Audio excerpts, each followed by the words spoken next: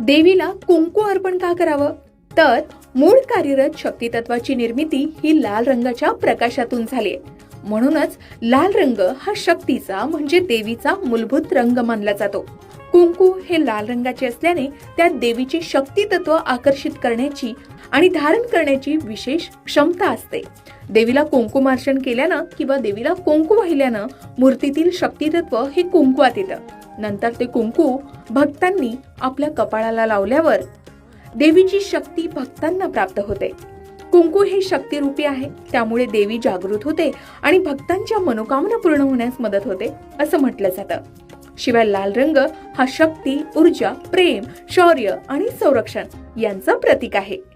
देवी म्हणजे देवी दुर्गा, देवी लक्ष्मी, देवी पार्वती यांना लाल रंग प्रिय असतो, कारण तो आदिशक्तीचे प्रतिनिधित्व करतो. नवरात्रीत किंवा देवी पूजनात कुंकू अर्पण केल्यानं सकारात्मक ऊर्जा वाढते आणि नकारात्मक शक्तींपासून संरक्षण मिळतं. हे कुंकू नंतर प्रसाद म्हणून वाटलं जातं किंवा स्वतः लावलं जातं. एवढंच नाही तर कुंकू हे सौभाग्याचं प्रतीक आहे. देवीला कुंकू अर्पण केल्यानं घरात लक्ष्मीचा वास स्थिर राहतो, वैवाहिक जीवनात समाधान वाढतं, स्त्रीच्या सौभाग्यात वृद्धी होते. याच कारणामुळे सुहासिनींना कुंकू देण्याची परंपराही आहे. शास्त्रानुसार कुंकू हे रजोगुण प्रधान आहे.